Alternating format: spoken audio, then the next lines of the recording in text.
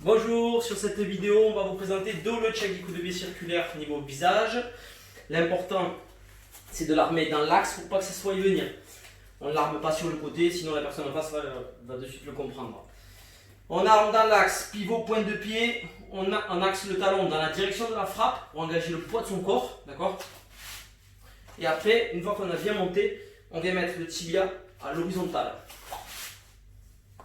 Comme ça, le tibia en plus sert de barrage par rapport à un adversaire qui avancerait. Si jamais je suis sur le côté, il lui reste un champ d'action. Si je suis fermé, je vais bloquer. On y va. Donc 3 styles de frappe sur le dos chagi, idem sur les bras, mais là on va démontrer sur le dos haut. Première frappe, frappe snappée. Je frappe et je ramène sans dépasser l'axe du corps. D'accord? C'est ce qui me permet d'enchaîner si je voudrais enchaîner avec une deuxième frappe. Deuxième frappe, frappe brossée. Là, l'objectif, c'est enchaîner avec un coup de pied retourné. Chiotora, Dichagi, Mondolio, dans ce genre d'action. Donc là, je viens brosser et ramener.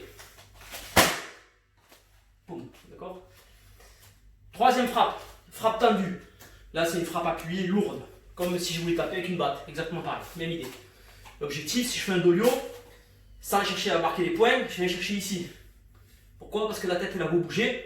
Le coup, lui, reste toujours à sa place. Donc je vais avec cette partie, ici normalement.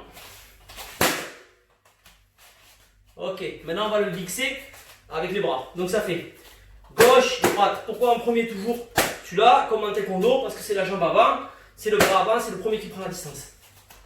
1, 2, 2, on accélère. Ok, maintenant on va faire la même chose, mais on va rajouter le double chagi derrière. Donc doucement, ça fait 1, 2, la personne elle recule, elle met la cible, 3.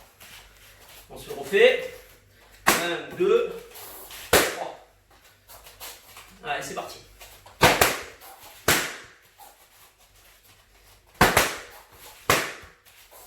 Ok, même chose, quand vous frappez, n'oubliez pas de vous protéger.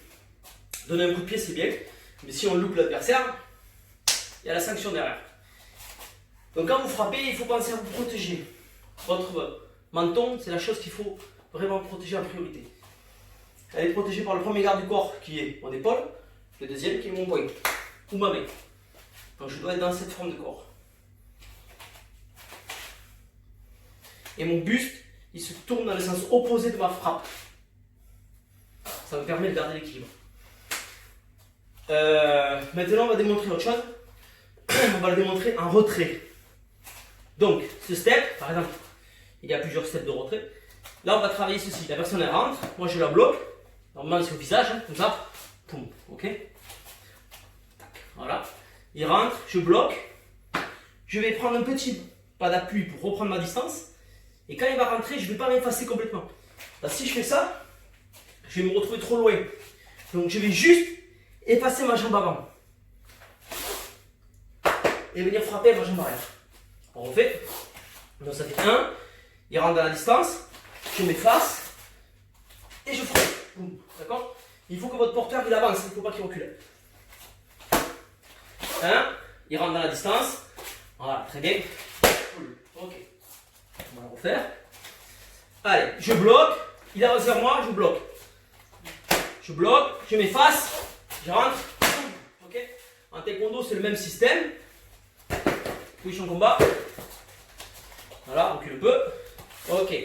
Je viens sonder. Hop. Elle ne bouge pas. Ma tête n'avance pas. D'accord? Mais je fais avancer mon bras. Comme ça donne une notion de distance. Et lui, il pense que je suis en train de me rapprocher de lui. Mais en réalité, je comble du vide. C'est tout. Donc, je fais ça. Hop. Et dès que je vois qu'il déclenche pour partir sur la jambe arrière, je m'efface. Poum. Et je viens chercher avec ma jambe arrière moyenne. Donc ça fait 1, je vais à la pêche, j'appâte, boum, et je repose. Pêche, hop, boum, bénéfice. Ça marche? Allez, merci à vous.